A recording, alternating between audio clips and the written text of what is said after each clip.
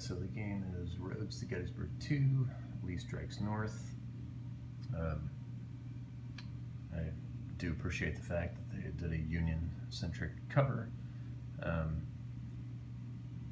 There's a tendency in the hobby to glorify the Confederacy, so it's always nice to see the Union make the front of the box. Because as you can see, this is the series rules, version 1.3, but they just used the Stonewall Jackson's Way 2 painting there of Stonewall Jackson. Of course, if the game is Stonewall Jackson's Way, you're going to put Stonewall Jackson on the cover. But it was nice to see that Roads to Gettysburg II, even though the title is Lee Strikes North, you're seeing Union units from the 5th Corps here in the Devil's Den doing the fighting on the cover. Same thing for Atlanta as ours. It shows a largely Union-centric image on the cover, which of course, as a Unionist, I enjoy. I am playing Roads to Gettysburg II. It's on the Roads to Gettysburg maps here.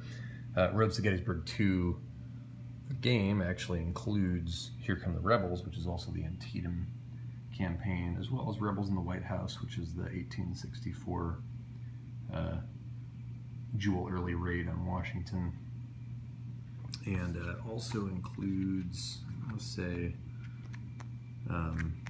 Burnside Takes Command, maybe, which includes some Fredericksburg stuff. I don't remember. There's a whole ton of stuff in Roads to Gettysburg II. But I skipped Here Come the Rebels and went right to Roads to Gettysburg and just did the first scenario, which is a standard, it's not a campaign scenario or advanced rules scenario. It's just scenario 1, Meade moves north. It's basically the operational, the non-advanced game operational campaign for Gettysburg, which starts on turn 5, which is, or no, it starts on June 29th, which is actually turn 8, I think, of where the turn track starts for Roads to Gettysburg. But it starts on June 29th, it's 5 turns, so basically through the end of the historical battle on July 3rd. So you start with all the different units in their positions historically that they were in on June 29th. I'm on now June 30th, or I'm sorry, July 1st. And this is the first day of the battle. So you can see the Union troops here have moved quite a bit from their starting positions, except for 6th Corps didn't get very good rolls, so they're sort of still stuck back there. That kind of tracks with history. The 6th Corps was largely out of the fight at Gettysburg. Meade and the 12th Corps, as well as all the Army of the Potomac Artillery Reserve, is all there with him. That's Force 1 there, is the Artillery Reserve. 5th Corps is following up pretty closely. Hancock's 2nd Corps is there. Sickles' 3rd Corps is there. All about at the Emmetsburg line in terms of how close they are to Gettysburg. Gettysburg Force 2 there, you can see that is Howard's 11th Corps. They did manage to get to Gettysburg before the Confederates did.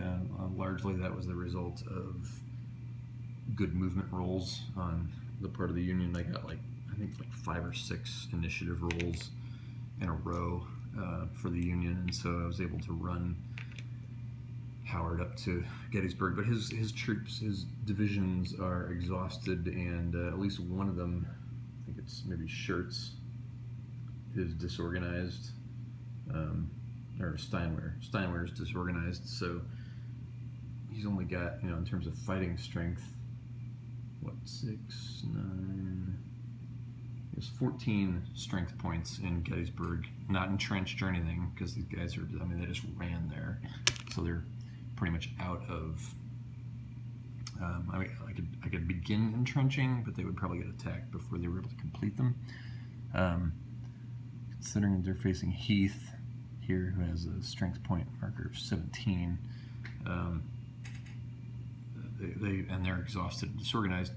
they could very easily just get pushed right out of Gettysburg, especially not being entrenched or anything like that. So the other closest unit, and this is historical, the 11th Corps and the 1st Corps were the two units that were closest and able to get to Gettysburg. At the time, AP Hill's Corps arrived on the scene. And Reynolds, same thing. He's got some, I believe all of his divisions are exhausted. And I don't, looks like not disorganized, so yeah, I think they're all organized, but they are all exhausted, and they've already moved this turn, so they're not gonna recover that unless they stay put. I think at a fatigue level 1 you can recover exhaustion. In the recovery phase, it's at 0 or 1. 0 for sure, possibly a 1. Can recover their exhaustion, but they're probably going to move to get up to support Howard's Corps, 11th Corps. You can see Buford here, and then there's these two guys here. This is actually Devon and Merritt. And then Buford has Gamble here with him. These guys did a cavalry retreat, and what I did is I had them spread out across this position here. So when Heath approached, I was able to do 2 cavalry retreats that essentially reduced his movement allowance to 0. You know, these guys were at, I think, 2, fatigue level 2. Cavalry retreat adds another fatigue level, so that's why they're at 3s now. But this actually does a really good job of historically showing how the cavalry functioned here. There was not actually any combat in the system and within the game. What you do is a cavalry retreat that essentially stops their movement, which is the point of throwing cavalry out in front of infantry. You do a die roll for your cavalry unit, and you have it. And then whatever that result is, you remove that value from the moving unit's movement allowance. And so I think Heath had a movement allowance of 6. I did a leader activation with Hill, which gave him a 6. And I think the first, I think this was, is that Devon? Yeah. Devon was here. He rolled a 6, halved was 3, so that lowered the movement allowance these guys by 3. He'd already moved 1. He was here. He'd moved 1 point, so he had a movement allowance of 5. Minus 3 was 2. So he Devon moving away here reduced his value to 3 or to 2. And then Gamble did his, or not Gamble, that was Merritt. Merritt did his cavalry retreat from here, and that reduced Heath's remaining movement allowance by an additional 2, essentially freezing him in place. So there was no combat table rules here, so no units were lost, but what it did was prevent Heath from moving any further, and that's kind of cool because that's essentially historically what Buford's cavalry did here. I mean, each of his divisions only has a strength point of, I think Gamble has a strength point of 3. Yeah. And then I believe Devon had a strength point of 2, and Merritt had a strength point of 3. So these guys don't have enough strength. If you look at Heath's giant 17 here, they don't have enough to actually fight these guys in the combat system within the game. Heath would end up with like a +7 or +6 or +5. What it would be 15 to. It'd be a 5 to 1 because I think if 17 to 3 would be 5 to 1. So you'd be looking at a +4. So anywhere, and then a 17 to 2 would be an 8 to 1 modifier, so +7. So you're looking at anywhere from a +7 or +4 to +7 modifier in combat here, in addition to tactical modifiers, which against most of these guys would be at least a +1. I think they're all 2s. So plus tactical modifiers, plus artillery modifiers, you're going to have a +4, +5,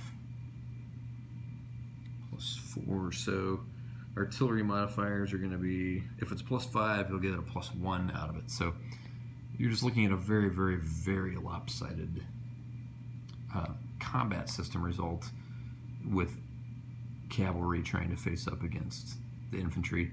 So you employ the cavalry retreat, and in this case you're doing it as a movement, as a reaction. So when Heath moves into the zone of control of these cavalry units, you declare a cavalry retreat. The other way you can do it is if enemy infantry declares an assault, you can also do a cavalry retreat.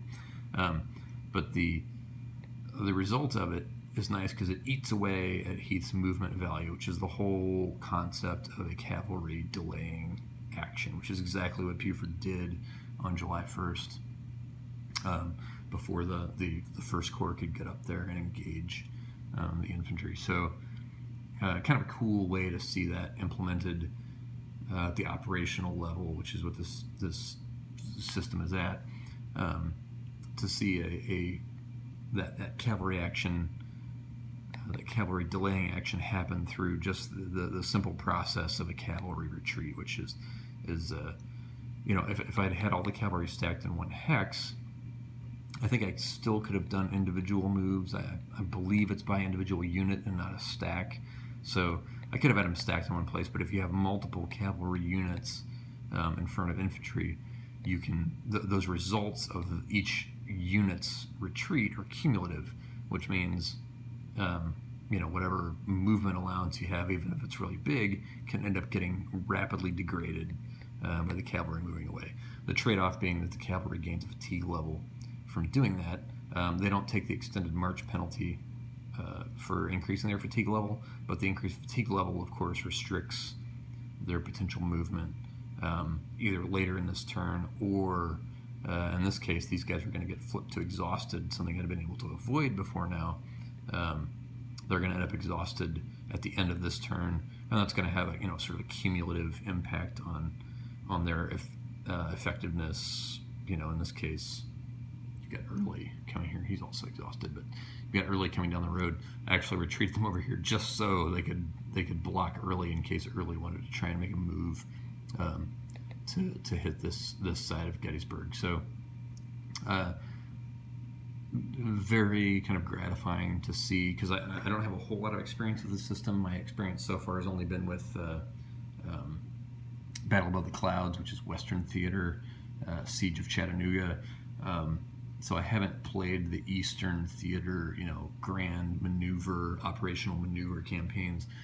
So it's pretty gratifying to see that so far, at least, in terms of how you get sort of an historic result at Gettysburg, to show that Buford's cavalry can, in fact, be used as they were historically to delay Heath and the rest of Hill's Corps, to delay their advance on Gettysburg itself in time for the Union units at this point, which are scattered far and wide, to make their way up to the town where you get, the grand historical battle. So pretty cool to see this so far.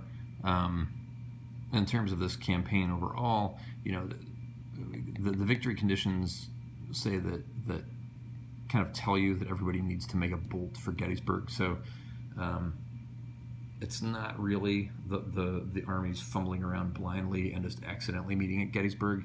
The very victory conditions of the game dictate what you're going to see. Everybody's going to make a mad dash for Gettysburg, and it becomes a game of chicken about how much you want to exhaust your guys trying to get here, either Confederates or Union. Confederates have some first-turn movement restrictions that prevent them from just landing right on Gettysburg immediately on the first turn, which is good. For the Union, it becomes a sort of balancing act of which of your corps do you want to be exhausted and or disorganized to getting to Gettysburg, and which do you want to be fresh and in good condition to fight these massive Confederate divisions. So it's not going to be a true blind operational, where could the armies could meet in some all history engagement. No, the victory conditions say Confederates want units on the Gettysburg hex, because they're going to get 20 victory points, whatever, for that, and pushing Union units away will get them more. So everybody's going to run for Gettysburg because that's where all the victory points for the scenario are. But you are going to see some cool and potentially alt historical situations in terms of the condition of your troops and the process of getting them to Gettysburg, and that's kind of what the big balancing act of the scenario is getting your guys to Gettysburg in enough of a state that they can't be just immediately destroyed by the Confederate units that are attacking. So the other thing you could have going on is, as I've got here, you can see Ewell have taken Harrisburg. He actually did it fairly easily. Will he stay there or leave troops there? Yes, because that's worth 8 points to the Confederacy. So the question is, does the Confederacy want to spend, you might take Ewell's entire corps and have it occupied with getting Harrisburg while the rest of the Confederate corps are fighting down here at Gettysburg. My opinion is, given the state of the Union troops, you can pretty easily afford to have Ewell take Harrisburg and just focus on Gettysburg with Hill and Longstreet. They should be able to take Gettysburg and hold it pretty easily with just those two corps, in my opinion, just given the state of the Union troops as they're approaching, and the fact that you only have 5 turns to do all this in. So we'll see how it turns out, but my guess is it should be a pretty simple victory for the Confederates with that extra 8 points that I got from taking Harrisburg. So, but we'll see.